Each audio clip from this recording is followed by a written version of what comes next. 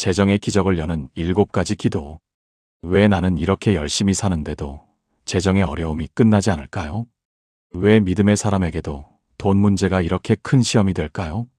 여러분, 오늘 이 영상을 어떤 마음으로 켜셨습니까? 저도 목회자가 되기 전에 한 가정의 가장으로서 재정의 광야를 걸어본 적이 있습니다. 앞이 보이지 않는 막막함, 밤새 베개를 적시며 주님을 찾던 그 시간들을 잊을 수 없습니다. 세상은 우리에게 말합니다. 더 열심히 일하라고, 더 아껴 쓰라고.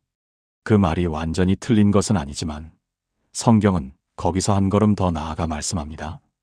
지금처럼 우리가 가장 약할 때, 바로 그때가 하나님이 가장 강하게 일하시는 때라고 선포합니다. 재정 문제는 단지 돈의 문제가 아닐 때가 많습니다. 그 안에는 믿음의 문제, 신뢰의 문제, 시선의 문제가 함께 들어 있습니다. 오늘 우리가 함께 붙들 기적의 기도는 단순한 위로가 아니라 하나님의 약속을 삶과 통장 위에 실제로 선포하는 영적 선언입니다. 이제부터 여러분의 재정을 다시 세우고 여러분의 삶을 복의 통로로 바꾸어갈 7가지 기적의 재정 기도 원리를 나누겠습니다.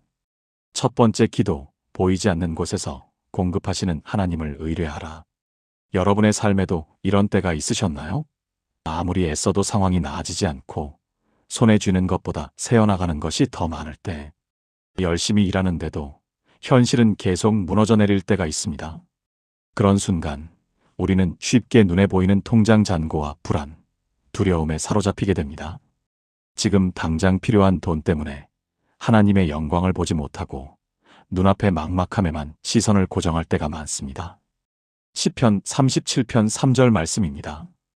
여호와를 의뢰하고 선을 행하라. 땅에 머무는 동안 그의 성실을 먹을 거리로 삼을지어다. 이 말씀은 다윗의 고백입니다. 그는 오랜 시간 도망자로 살았습니다. 먹을 것, 입을 것, 안전한 잠자리조차 보장되지 않는 삶이었습니다. 그럼에도 다윗은 말합니다. 여호와를 의뢰하고 선을 행하라. 여기서 의뢰하다라는 말은 단순히 믿는다는 정도가 아니라 온몸을 기대어 맡긴다는 의미입니다. 아기가 부모 품에 몸을 맡기듯 자신의 무게를 전부 그분께 올려드리는 것입니다. 재정의 어려움 앞에서 우리가 바라봐야 할 것은 눈에 보이는 숫자가 아니라 보이지 않는 하나님의 성실하심입니다. 제가 아는 한 성도님 이야기를 들려드릴게요. 코로나 상황 속에서 사업이 크게 어려워졌고 밀린 임대료와 직원들 월급이 그분의 어깨를 짓눌렀습니다. 그때 하나님께서 이 말씀을 붙들게 하셨습니다. 그분이 뭘 하셨냐면요. 새벽마다 기도한 후에 작은 봉투에 성실과 감사의 마음을 담아 조금씩 나눔을 시작했습니다.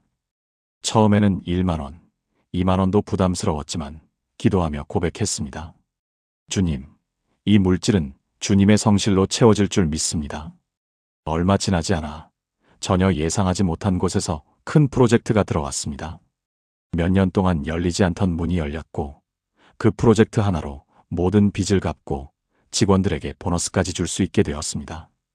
그분이 저한테 이렇게 말씀하시더라고요. 하나님의 성실은 상황에 따른 조건적인 사랑이 아니었습니다. 제가 가난할 때도 풍족할 때도 늘 변함없는 진리였습니다. 매일 아침 이렇게 고백해 보십시오. 주님, 오늘 저는 주님을 전적으로 의뢰합니다. 저의 일용할 양식은 주님의 성실하심입니다. 손이 하는 일에 성실을 더하십시오. 하나님의 성실을 믿는다면 우리가 맡은 자리에서도 최선을 다해 성실하게 일해야 합니다. 이것이 선을 행하는 삶입니다. 그리고 작은 나눔을 실천해 보십시오. 가진 것이 적을수록 나누는 일은 어렵습니다. 그러나 바로 그때 작은 선행과 나눔을 결단할 때 하나님의 성실하심이 공급으로 드러나기 시작합니다. 성도님, 이제 함께 기도하겠습니다. 하나님 아버지, 제가 눈에 보이는 잔고가 아니라 주님의 성실하심을 의뢰합니다. 저는 전능하신 주님의 그늘 아래 거합니다. 주님은 나의 피난처이시며 나의 요새이시며 내가 의뢰하는 하나님입니다. 재정의 막막함 속에서도 주님의 성실하심을 저의 먹을 거리로 삼게 하소서. 주님이 나의 공급자 되심을 믿습니다. 예수님의 이름으로 기도합니다. 아멘. 두 번째 기도, 마중물 믿음으로 복의 통로를 열어라. 많은 분들이 재정 문제를 놓고 기도하지만 마치 하늘이 닫힌 것처럼 느껴질 때가 있습니다. 통장에 돈도 없는데 어떻게 믿음의 고백을 하라는 건가요? 이렇게 반문하고 싶을 때도 있지요. 마가복음 10장에 맹인 바디메오의 이야기가 나옵니다. 그는 길가에 앉아 구걸하며 살던 사람이었습니다. 그에게 겉옷은 단순한 옷이 아니라 추위를 막아주고 몸을 가려주고 또 사람들에게 동정을 얻을 수 있는 일종의 생계수단이었습니다. 그런데 바디메오는 예수님께 나아갈 때 그 겉옷을 버리고 일어났습니다. 이 행동이 뭐냐면요.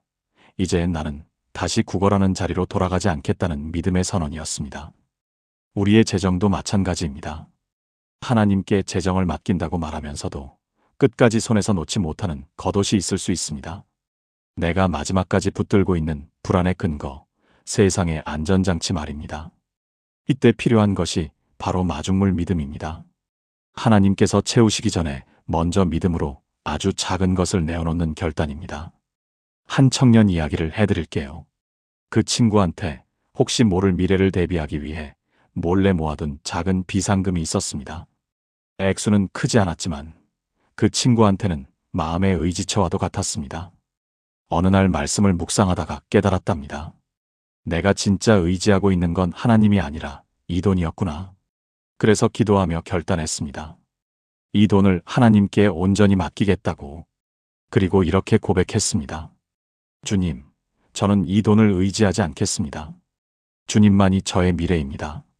놀랍게도 곧 이어 그 비상금과는 비교할 수 없는 장학금이 지급되었고 기도하며 준비하던 직장에서 스카우트 제안까지 받게 되었습니다.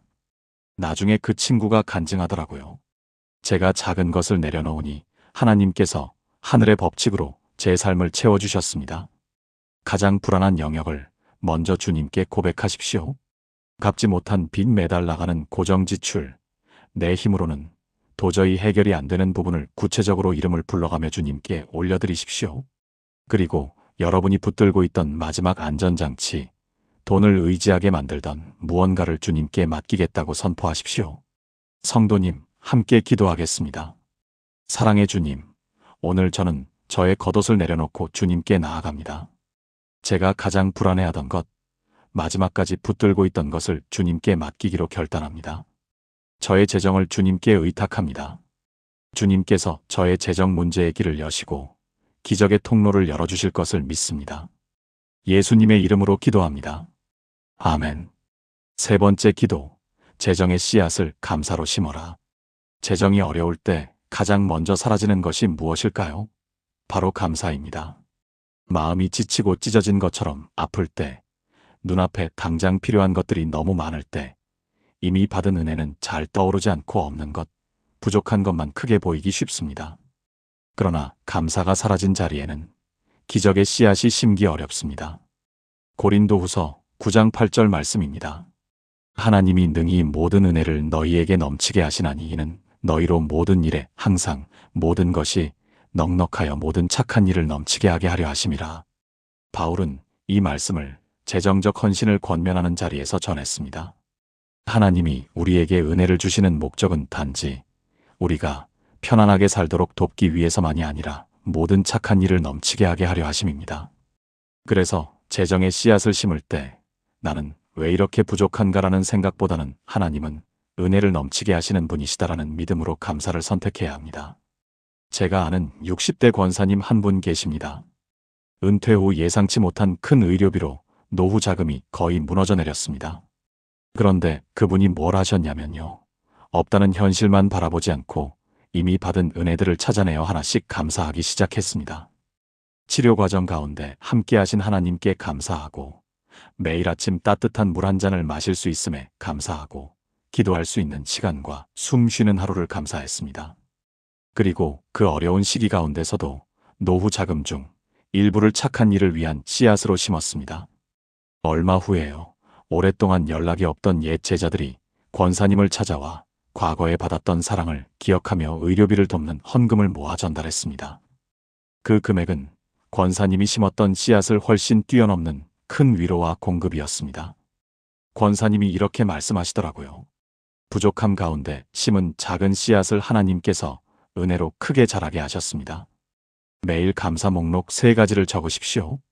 오늘 공급해 주신 것, 도와주신 사람, 보호하신 상황, 구체적인 3가지를 적고 입술로 감사해 보십시오. 그리고 착한 일을 향한 비전을 기도하십시오. 주님, 제 재정을 회복해 주신다면 이만큼은 꼭 나누고 싶습니다. 이런 분들을 꼭 돕고 싶습니다. 구체적인 그림을 그리며 기도해 보십시오. 성도님, 함께 기도하겠습니다. 전능하신 하나님, 이미 제게 주신 모든 은혜를 감사합니다. 제가 부족함 가운데 있을지라도 넘치게 채우시는 주님을 바라보겠습니다. 재정이 회복된다면 제가 더 많이 나누고 더 많이 섬기는 복의 통로가 되게 하소서. 제가 감사함으로 심는 작은 씨앗이 주님의 능력으로 풍성한 열매를 맺게 하실 줄 믿습니다. 예수님의 이름으로 기도합니다. 아멘. 4번째 기도, 모든 재정의 주권자이신 하나님을 선포하라. 재정 문제로 마음이 무너질 때 우리 마음 깊은 곳에서는 이런 생각이 들기도 합니다. 이 돈은 내가 벌어야 하고, 내가 지켜야 하고, 내가 어떻게든 책임져야 해. 그러다 보니 돈이 끊기면 나도 끝난 것처럼 느껴지고 재정의 파도가 올 때마다 영혼까지 흔들리게 됩니다. 시편 24편 1절입니다. 땅과 거기에 충만한 것과 세계와 그 중에 사는 자들은 다 여호와의 것이로다. 이 짧은 한 구절은 재정의 주권이 누구에게 있는지 아주 분명하게 알려줍니다. 우리가 가진 돈, 집, 직장, 재능, 그리고 우리의 생명까지도 결국 다 주님의 것입니다. 우리가 재정적으로 흔들릴 때 가장 깊은 원인 중 하나는 이 진리를 잊어버리고 이건 내 것이라고만 생각하기 때문입니다. 그러나 우리가 주님의 것입니다라고 고백할 때 주님은 당신의 것을 당신의 방법으로 책임지기 시작합니다. 그래서 우리는 소유자에서 청지기로 시선을 바꾸어야 합니다. 어느 가정 이야기를 들려드릴게요. 자녀 교육비 때문에 큰 빚을 지게 되었고 밤에 잠이 오지 않을 만큼 불안해했습니다. 그러던 중 이 말씀을 붙들고 온 가족이 함께 모여 집문서와 자동차 키를 식탁 위에 올려놓고 기도했답니다. 주님, 이 모든 것이 주님의 것입니다. 우리는 주님의 청지기입니다. 주님이 책임져 주십시오. 그 기도 이후에 남편의 오랜 취미였던 목공 실력이 새로운 길을 열었습니다. 작은 온라인 쇼핑몰을 시작했는데 정성스럽게 만든 작품들이 입소문을 타면서 생각보다 큰 반응을 얻었고 1년이 채 되지 않아 모든 빚을 갚게 되었습니다. 그분이 나중에 이렇게 고백하더라고요. 돈이 내 것이라고 생각했을 때는 돈을 따라다니며 살았습니다. 하지만 다 여호와의 것이라고 인정하니 주님이 제 삶의 재정을 당신의 일처럼 책임져 주셨습니다.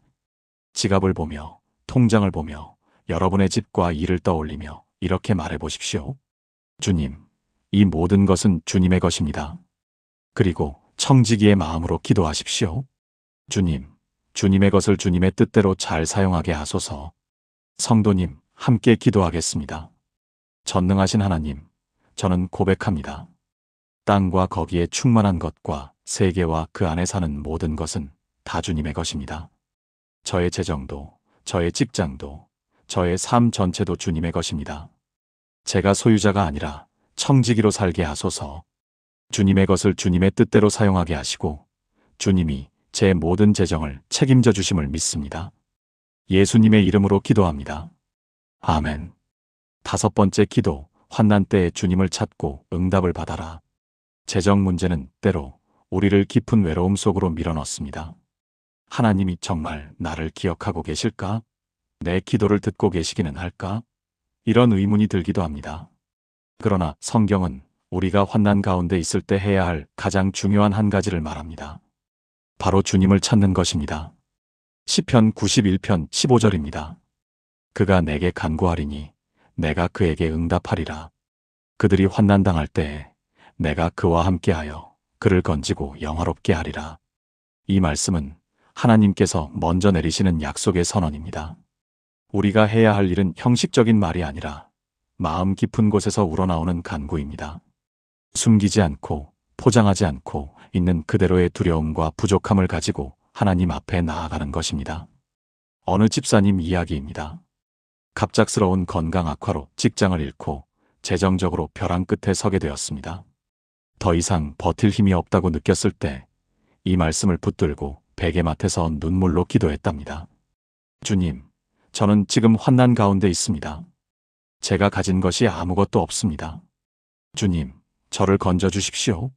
그 기도를 멈추지 않고 드리던 중 먼저 그분의 마음에 이상한 평안이 찾아왔습니다.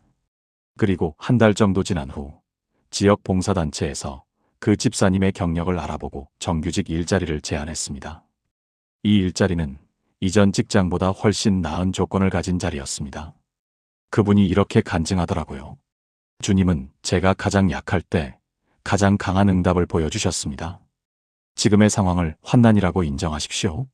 억지로 괜찮은 척하기보다 주님, 저는 지금 환난 가운데 있습니다라고 솔직하게 고백하십시오. 구체적으로 간구하십시오. 막연하게 도와주세요가 아니라 필요한 부분, 금액, 상황을 가능한 한 구체적으로 말씀드리십시오. 그리고 응답이 당장 보이지 않더라도 주님이 지금 나와 함께 계신다는 사실을 마음속에서 계속 붙들고 고백해 보십시오. 함께 기도하겠습니다. 전능하신 주님, 제가 지금 환난 가운데 있음을 고백합니다. 주님께 간절히 간구할 때 응답하시겠다고 약속하신 말씀을 믿습니다. 환난 중에도 저와 함께 계시고 저를 건지시고 마침내 영화롭게 하실 주님을 바라봅니다. 두려움 대신 평안을, 불안 대신 확신을 제 마음에 부어주옵소서. 예수님의 이름으로 기도합니다. 아멘. 6번째 기도, 지혜를 구하여 재정의 늪에서 벗어나라. 재정의 어려움 속에 오래 머물다 보면 우리는 점점 지혜를 잃게 됩니다. 아무리 생각해도 답이 안 나온다. 어디서부터 다시 시작해야 할지 모르겠다. 이렇게 느껴질 때가 많습니다. 그럴 때 우리는 돈 자체보다 더 중요한 것을 구해야 합니다. 바로 지혜입니다. 야고보서 1장 5절은 이렇게 말합니다. 너희 중에 누구든지 지혜가 부족하거든 모든 사람에게 후히 주시고 꾸짖지 아니하시는 하나님께 구하라. 그리하면 주시리라. 하나님께서 주시는 지혜는 단순히 절약하는 요령이나 투자 정보를 넘어서 하나님의 뜻 안에서 재정을 다루는 통찰입니다. 하나님은 우리가 궁핍할 때 우리를 책망하시는 분이 아니라 오히려 더 부드럽게 내게 지혜를 구하라 초청하시는 분입니다. 한 40대 자영업자가 있었습니다. 사업 실패로 신용불량 위기까지 내몰렸습니다. 매일 밤 베개맡에서 눈물로 이 말씀을 붙들고 기도했답니다. 주님, 저는 방법이 없습니다. 지혜가 필요합니다. 재정을 다시 세울 수 있는 길을 보여주십시오. 몇 달간 기도를 이어가던 중 하나님께서 그분의 마음에 새로운 생각을 주셨습니다. 그동안 자기가 쌓아온 기술과 경험을 활용해 소상공인들을 돕는 온라인 마케팅 컨설팅을 시작해보라는 감동이었습니다. 처음에는 작고 불안정했지만 성실하게 섬기고 정직하게 일하자 조금씩 고객이 늘어나기 시작했고 이전 사업보다 훨씬 안정적인 수입을 얻게 되었습니다. 그분이 고백하더라고요. 하나님은 단순히 돈만 주신 것이 아니라 그 돈을 다룰 수 있는 지혜부터 주셨습니다.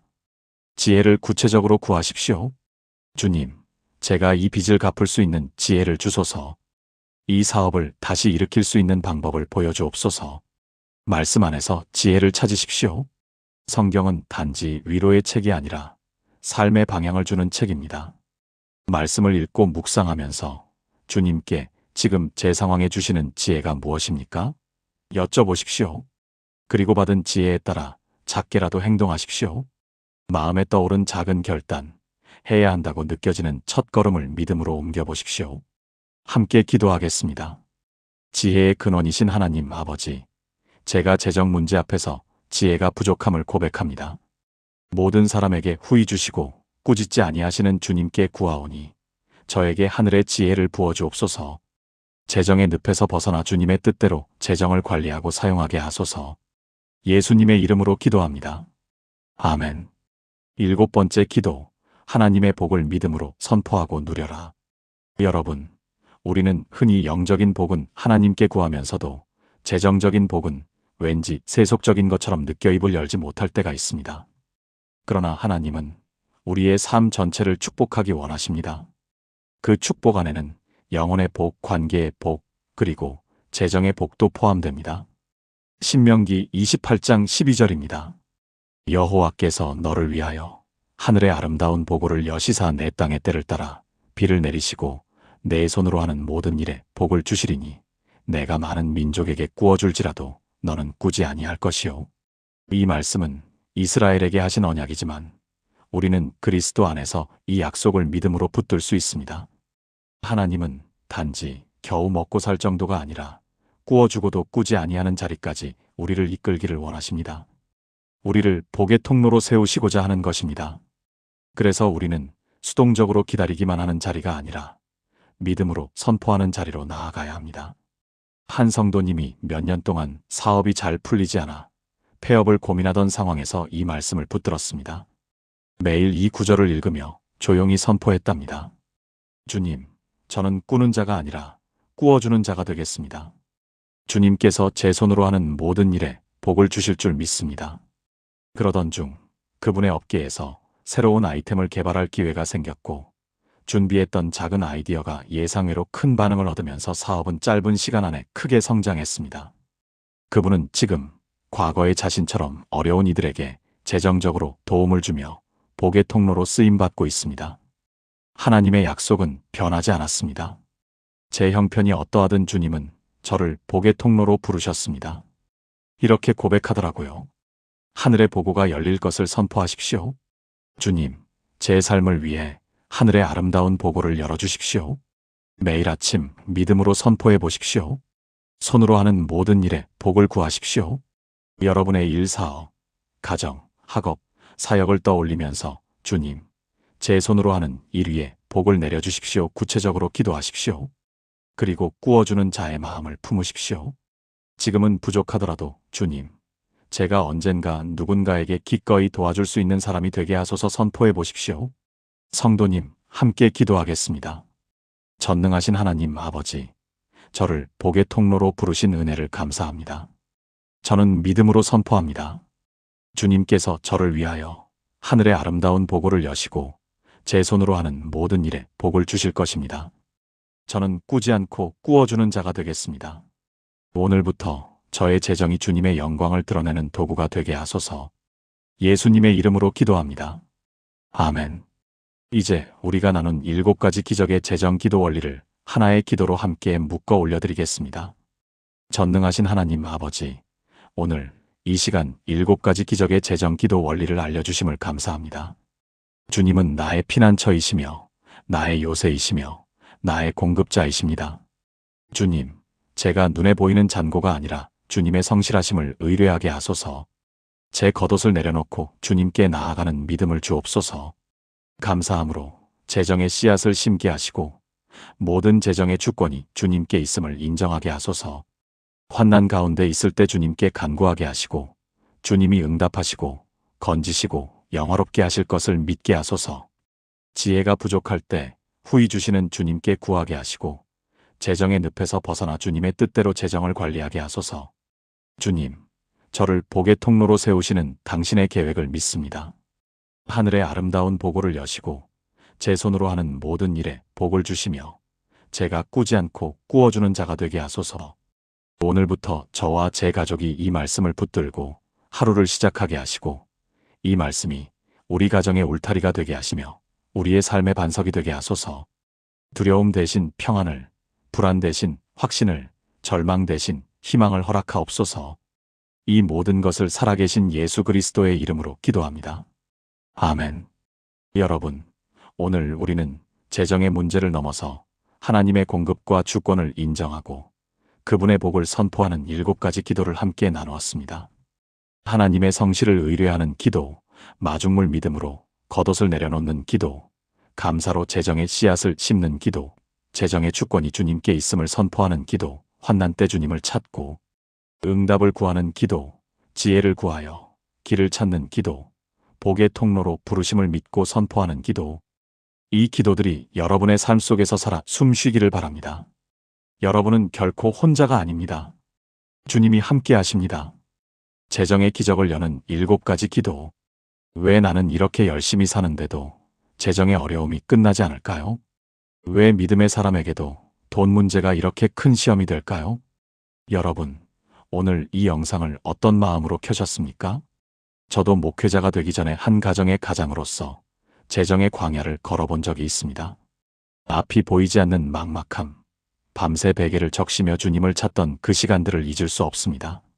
세상은 우리에게 말합니다. 더 열심히 일하라고, 더 아껴 쓰라고. 그 말이 완전히 틀린 것은 아니지만 성경은 거기서 한 걸음 더 나아가 말씀합니다. 지금처럼 우리가 가장 약할 때, 바로 그때가 하나님이 가장 강하게 일하시는 때라고 선포합니다. 재정 문제는 단지 돈의 문제가 아닐 때가 많습니다. 그 안에는 믿음의 문제, 신뢰의 문제, 시선의 문제가 함께 들어 있습니다. 오늘 우리가 함께 붙들 기적의 기도는 단순한 위로가 아니라 하나님의 약속을 삶과 통장 위에 실제로 선포하는 영적 선언입니다. 이제부터 여러분의 재정을 다시 세우고 여러분의 삶을 복의 통로로 바꾸어갈 7가지 기적의 재정 기도 원리를 나누겠습니다. 첫 번째 기도, 보이지 않는 곳에서 공급하시는 하나님을 의뢰하라. 여러분의 삶에도 이런 때가 있으셨나요? 아무리 애써도 상황이 나아지지 않고 손에 쥐는 것보다 새어나가는 것이 더 많을 때, 열심히 일하는데도 현실은 계속 무너져 내릴 때가 있습니다. 그런 순간 우리는 쉽게 눈에 보이는 통장 잔고와 불안, 두려움에 사로잡히게 됩니다. 지금 당장 필요한 돈 때문에 하나님의 영광을 보지 못하고 눈앞의 막막함에만 시선을 고정할 때가 많습니다. 시편 37편 3절 말씀입니다. 여호와를 의뢰하고 선을 행하라. 땅에 머무는 동안 그의 성실을 먹을 거리로 삼을지어다. 이 말씀은 다윗의 고백입니다. 그는 오랜 시간 도망자로 살았습니다. 먹을 것, 입을 것, 안전한 잠자리조차 보장되지 않는 삶이었습니다. 그럼에도 다윗은 말합니다. 여호와를 의뢰하고 선을 행하라. 여기서 의뢰하다라는 말은 단순히 믿는다는 정도가 아니라 온몸을 기대어 맡긴다는 의미입니다. 아기가 부모 품에 몸을 맡기듯 자신의 무게를 전부 그분께 올려드리는 것입니다. 재정의 어려움 앞에서 우리가 바라봐야 할 것은 눈에 보이는 숫자가 아니라 보이지 않는 하나님의 성실하심입니다. 제가 아는 한 성도님 이야기를 들려드릴게요. 코로나 상황 속에서 사업이 크게 어려워졌고 밀린 임대료와 직원들 월급이 그분의 어깨를 짓눌렀습니다. 그때 하나님께서 이 말씀을 붙들게 하셨습니다. 그분이 뭘 하셨냐면요. 새벽마다 기도한 후에 작은 봉투에 성실과 감사의 마음을 담아 조금씩 나눔을 시작했습니다. 처음에는 1만 원, 2만 원도 부담스러웠지만 기도하며 고백했습니다. 주님, 이 물질은 주님의 성실로 채워질 줄 믿습니다. 얼마 지나지 않아 전혀 예상하지 못한 곳에서 큰 프로젝트가 들어왔습니다. 몇 년 동안 열리지 않던 문이 열렸고 그 프로젝트 하나로 모든 빚을 갚고 직원들에게 보너스까지 줄 수 있게 되었습니다. 그분이 저한테 이렇게 말씀하시더라고요. 하나님의 성실은 상황에 따른 조건적인 사랑이 아니었습니다. 제가 가난할 때도 풍족할 때도 늘 변함없는 진리였습니다. 매일 아침 이렇게 고백해 보십시오. 주님, 오늘 저는 주님을 전적으로 의뢰합니다. 저의 일용할 양식은 주님의 성실하심입니다. 손이 하는 일에 성실을 더하십시오. 하나님의 성실을 믿는다면 우리가 맡은 자리에서도 최선을 다해 성실하게 일해야 합니다. 이것이 선을 행하는 삶입니다. 그리고 작은 나눔을 실천해 보십시오. 가진 것이 적을수록 나누는 일은 어렵습니다. 그러나 바로 그때 작은 선행과 나눔을 결단할 때 하나님의 성실하심이 공급으로 드러나기 시작합니다. 성도님, 이제 함께 기도하겠습니다. 하나님 아버지, 제가 눈에 보이는 잔고가 아니라 주님의 성실하심을 의뢰합니다. 저는 전능하신 주님의 그늘 아래 거합니다. 주님은 나의 피난처이시며 나의 요새이시며 내가 의뢰하는 하나님입니다. 재정의 막막함 속에서도 주님의 성실하심을 저의 먹을 거리로 삼게 하소서. 주님이 나의 공급자 되심을 믿습니다. 예수님의 이름으로 기도합니다. 아멘. 두 번째 기도, 마중물 믿음으로 복의 통로를 열어라. 많은 분들이 재정 문제를 놓고 기도하지만 마치 하늘이 닫힌 것처럼 느껴질 때가 있습니다. 통장에 돈도 없는데 어떻게 믿음의 고백을 하라는 건가요? 이렇게 반문하고 싶을 때도 있죠. 마가복음 10장에 맹인 바디메오의 이야기가 나옵니다. 그는 길가에 앉아 구걸하며 살던 사람이었습니다. 그에게 겉옷은 단순한 옷이 아니라 추위를 막아주고 몸을 가려주고 또 사람들에게 동정을 얻을 수 있는 일종의 생계수단이었습니다. 그런데 바디메오는 예수님께 나아갈 때 그 겉옷을 버리고 일어났습니다. 이 행동이 뭐냐면요. 이제 나는 다시 구걸하는 자리로 돌아가지 않겠다는 믿음의 선언이었습니다. 우리의 재정도 마찬가지입니다. 하나님께 재정을 맡긴다고 말하면서도 끝까지 손에서 놓지 못하는 겉옷이 있을 수 있습니다.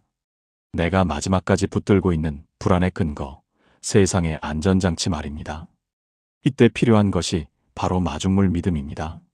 하나님께서 채우시기 전에 먼저 믿음으로 아주 작은 것을 내어놓는 결단입니다. 한 청년 이야기를 해드릴게요. 그 친구한테 혹시 모를 미래를 대비하기 위해 몰래 모아둔 작은 비상금이 있었습니다. 액수는 크지 않았지만 그 친구한테는 마음의 의지처와도 같았습니다. 어느 날 말씀을 묵상하다가 깨달았답니다. 내가 진짜 의지하고 있는 건 하나님이 아니라 이 돈이었구나. 그래서 기도하며 결단했습니다. 이 돈을 하나님께 온전히 맡기겠다고. 그리고 이렇게 고백했습니다. 주님, 저는 이 돈을 의지하지 않겠습니다. 주님만이 저의 미래입니다. 놀랍게도 곧 이어 그 비상금과는 비교할 수 없는 장학금이 지급되었고, 기도하며 준비하던 직장에서 스카우트 제안까지 받게 되었습니다. 나중에 그 친구가 간증하더라고요. 제가 작은 것을 내려놓으니 하나님께서 하늘의 법칙으로 제 삶을 채워주셨습니다. 가장 불안한 영역을 먼저 주님께 고백하십시오. 갚지 못한 빚 매달 나가는 고정지출, 내 힘으로는 도저히 해결이 안 되는 부분을 구체적으로 이름을 불러가며 주님께 올려드리십시오. 그리고 여러분이 붙들고 있던 마지막 안전장치, 돈을 의지하게 만들던 무언가를 주님께 맡기겠다고 선포하십시오. 성도님, 함께 기도하겠습니다. 사랑의 주님, 오늘 저는 저의 겉옷을 내려놓고 주님께 나아갑니다. 제가 가장 불안해하던 것, 마지막까지 붙들고 있던 것을 주님께 맡기기로 결단합니다. 저의 재정을 주님께 의탁합니다.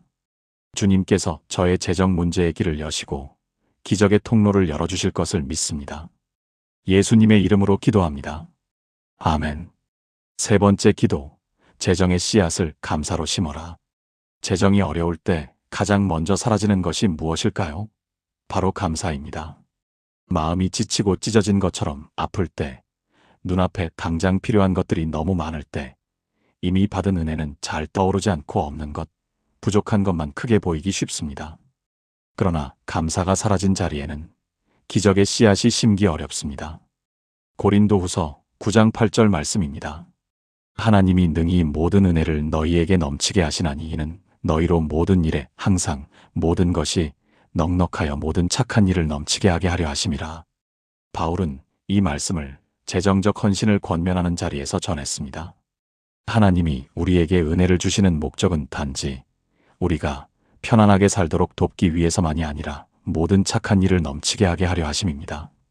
그래서 재정의 씨앗을 심을 때 나는 왜 이렇게 부족한가라는 생각보다는 하나님은 은혜를 넘치게 하시는 분이시다라는 믿음으로 감사를 선택해야 합니다. 제가 아는 60대 권사님 한 분 계십니다. 은퇴 후 예상치 못한 큰 의료비로 노후 자금이 거의 무너져 내렸습니다. 그런데 그분이 뭘 하셨냐면요. 없다는 현실만 바라보지 않고 이미 받은 은혜들을 찾아내어 하나씩 감사하기 시작했습니다. 치료 과정 가운데 함께 하신 하나님께 감사하고, 매일 아침 따뜻한 물 한 잔을 마실 수 있음에 감사하고, 기도할 수 있는 시간과 숨 쉬는 하루를 감사했습니다. 그리고 그 어려운 시기 가운데서도 노후 자금 중 일부를 착한 일을 위한 씨앗으로 심었습니다. 얼마 후에요. 오랫동안 연락이 없던 옛 제자들이 권사님을 찾아와 과거에 받았던 사랑을 기억하며 의료비를 돕는 헌금을 모아 전달했습니다. 그 금액은 권사님이 심었던 씨앗을 훨씬 뛰어넘는 큰 위로와 공급이었습니다. 권사님이 이렇게 말씀하시더라고요. 부족함 가운데 심은 작은 씨앗을 하나님께서 은혜로 크게 자라게 하셨습니다. 매일 감사 목록 3가지를 적으십시오. 오늘 공급해 주신 것, 도와주신 사람, 보호하신 상황, 구체적인 3가지를 적고 입술로 감사해 보십시오. 그리고 착한 일을 향한 비전을 기도하십시오. 주님, 제 재정을 회복해 주신다면 이만큼은 꼭 나누고 싶습니다. 이런 분들을 꼭 돕고 싶습니다. 구체적인 그림을 그리며 기도해 보십시오. 성도님, 함께 기도하겠습니다. 전능하신 하나님, 이미 제게 주신 모든 은혜를 감사합니다.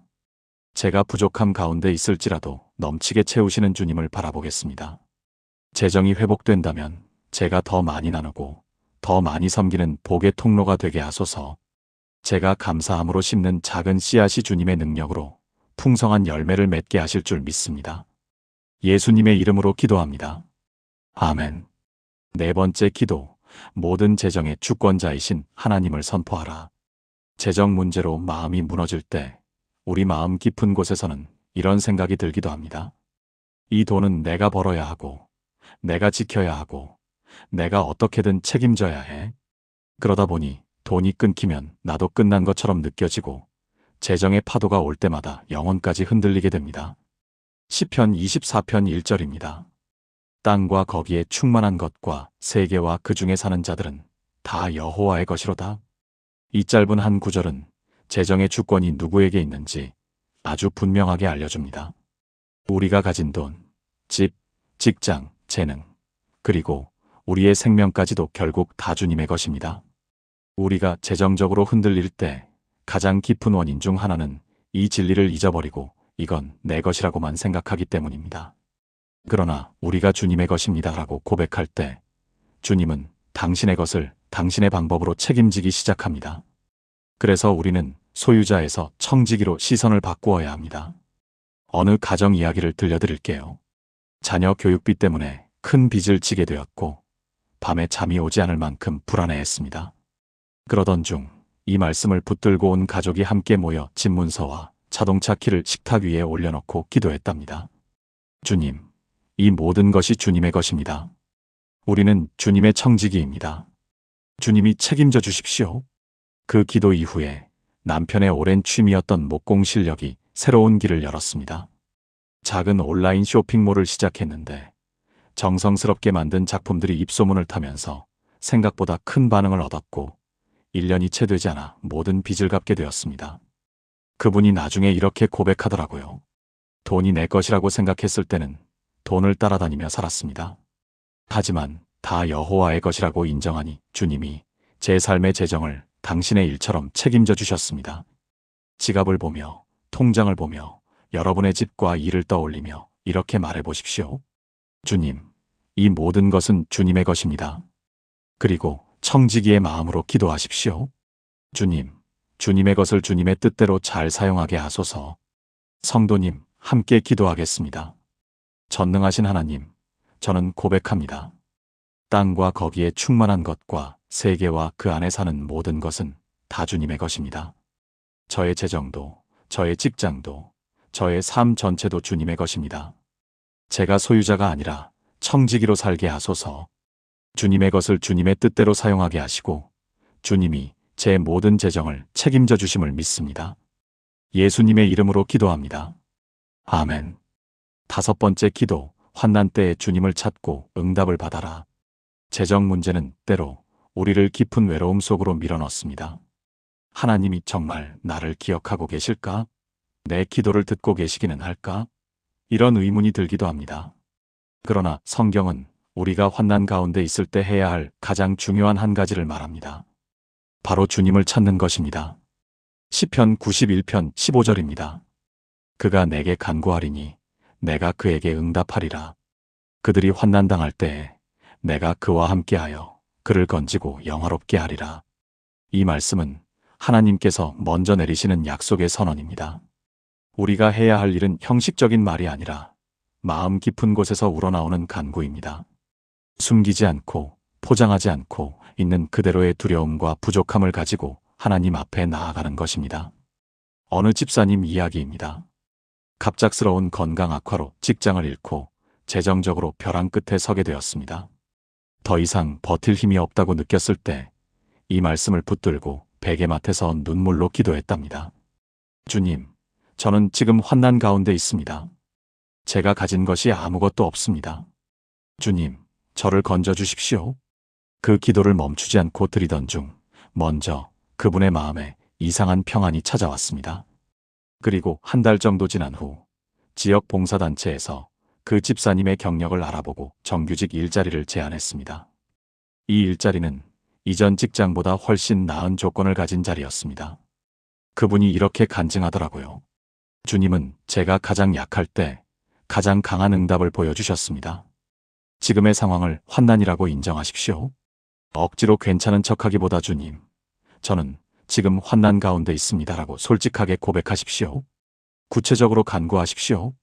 막연하게 도와주세요가 아니라 필요한 부분, 금액, 상황을 가능한 한 구체적으로 말씀드리십시오. 그리고 응답이 당장 보이지 않더라도 주님이 지금 나와 함께 계신다는 사실을 마음속에서 계속 붙들고 고백해 보십시오. 함께 기도하겠습니다. 전능하신 주님, 제가 지금 환난 가운데 있음을 고백합니다. 주님께 간절히 간구할 때 응답하시겠다고 약속하신 말씀을 믿습니다. 환난 중에도 저와 함께 계시고 저를 건지시고 마침내 영화롭게 하실 주님을 바라봅니다. 두려움 대신 평안을, 불안 대신 확신을 제 마음에 부어주옵소서. 예수님의 이름으로 기도합니다. 아멘. 6번째 기도, 지혜를 구하여 재정의 늪에서 벗어나라. 재정의 어려움 속에 오래 머물다 보면 우리는 점점 지혜를 잃게 됩니다. 아무리 생각해도 답이 안 나온다. 어디서부터 다시 시작해야 할지 모르겠다. 이렇게 느껴질 때가 많습니다. 그럴 때 우리는 돈 자체보다 더 중요한 것을 구해야 합니다. 바로 지혜입니다. 야고보서 1장 5절은 이렇게 말합니다. 너희 중에 누구든지 지혜가 부족하거든 모든 사람에게 후히 주시고 꾸짖지 아니하시는 하나님께 구하라. 그리하면 주시리라. 하나님께서 주시는 지혜는 단순히 절약하는 요령이나 투자 정보를 넘어서 하나님의 뜻 안에서 재정을 다루는 통찰입니다. 하나님은 우리가 궁핍할 때 우리를 책망하시는 분이 아니라 오히려 더 부드럽게 내게 지혜를 구하라 초청하시는 분입니다. 한 40대 자영업자가 있었습니다. 사업 실패로 신용불량 위기까지 내몰렸습니다. 매일 밤 베개맡에서 눈물로 이 말씀을 붙들고 기도했답니다. 주님, 저는 방법이 없습니다. 지혜가 필요합니다. 재정을 다시 세울 수 있는 길을 보여주십시오. 몇 달간 기도를 이어가던 중 하나님께서 그분의 마음에 새로운 생각을 주셨습니다. 그동안 자기가 쌓아온 기술과 경험을 활용해 소상공인들을 돕는 온라인 마케팅 컨설팅을 시작해보라는 감동이었습니다. 처음에는 작고 불안정했지만 성실하게 섬기고 정직하게 일하자 조금씩 고객이 늘어나기 시작했고 이전 사업보다 훨씬 안정적인 수입을 얻게 되었습니다. 그분이 고백하더라고요. 하나님은 단순히 돈만 주신 것이 아니라 그 돈을 다룰 수 있는 지혜부터 주셨습니다. 지혜를 구체적으로 구하십시오. 주님, 제가 이 빚을 갚을 수 있는 지혜를 주소서. 이 사업을 다시 일으킬 수 있는 방법을 보여주옵소서. 말씀 안에서 지혜를 찾으십시오. 성경은 단지 위로의 책이 아니라 삶의 방향을 주는 책입니다. 말씀을 읽고 묵상하면서 주님께 지금 제 상황에 주시는 지혜가 무엇입니까? 여쭤보십시오. 그리고 받은 지혜에 따라 작게라도 행동하십시오.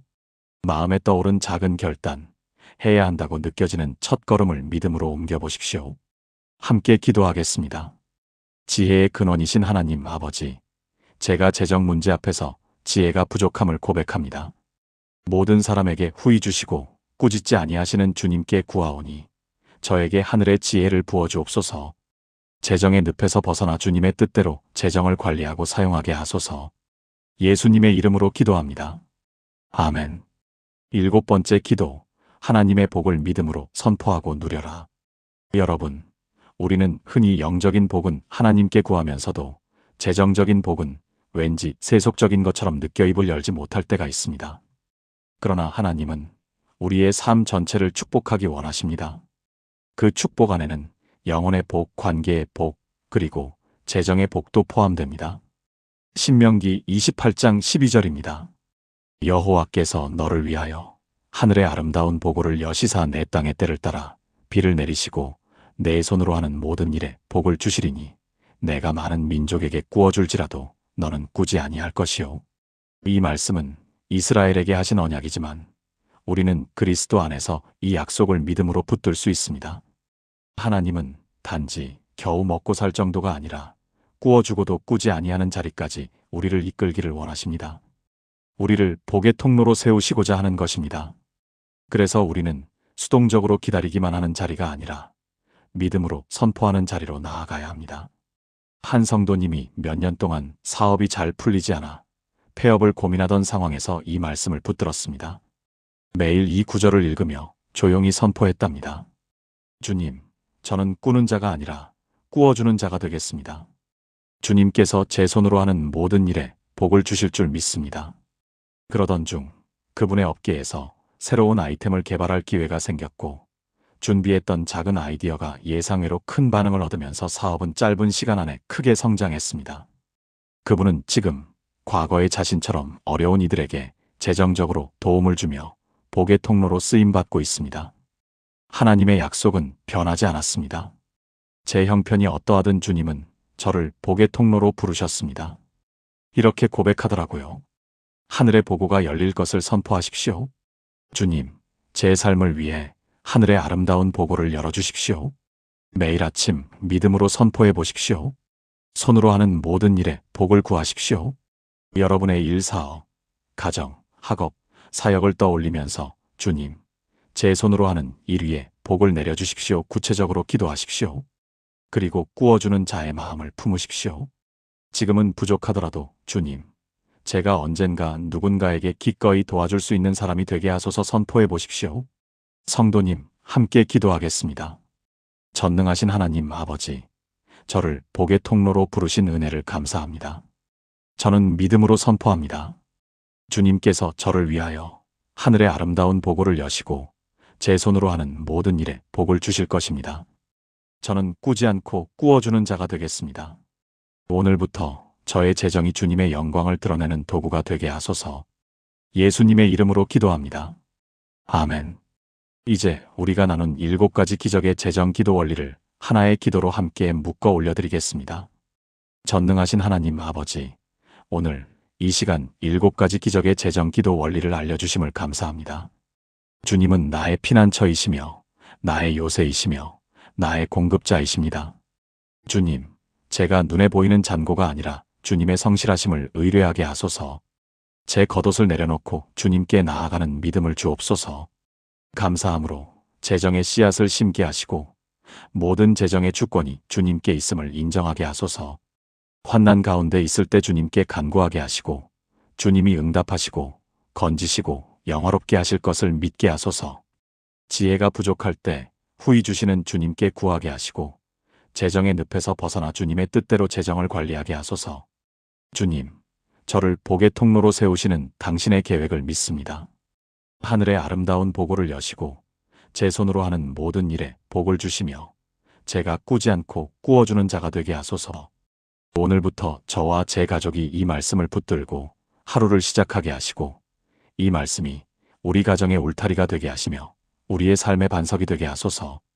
두려움 대신 평안을, 불안 대신 확신을, 절망 대신 희망을 허락하옵소서. 이 모든 것을 살아계신 예수 그리스도의 이름으로 기도합니다. 아멘. 여러분, 오늘 우리는 재정의 문제를 넘어서 하나님의 공급과 주권을 인정하고 그분의 복을 선포하는 7가지 기도를 함께 나누었습니다. 하나님의 성실을 의뢰하는 기도, 마중물 믿음으로 겉옷을 내려놓는 기도, 감사로 재정의 씨앗을 심는 기도, 재정의 주권이 주님께 있음을 선포하는 기도, 환난 때 주님을 찾고 응답을 구하는 기도, 지혜를 구하여 길을 찾는 기도, 복의 통로로 부르심을 믿고 선포하는 기도. 이 기도들이 여러분의 삶 속에서 살아 숨쉬기를 바랍니다. 여러분은 결코 혼자가 아닙니다. 주님이 함께 하십니다.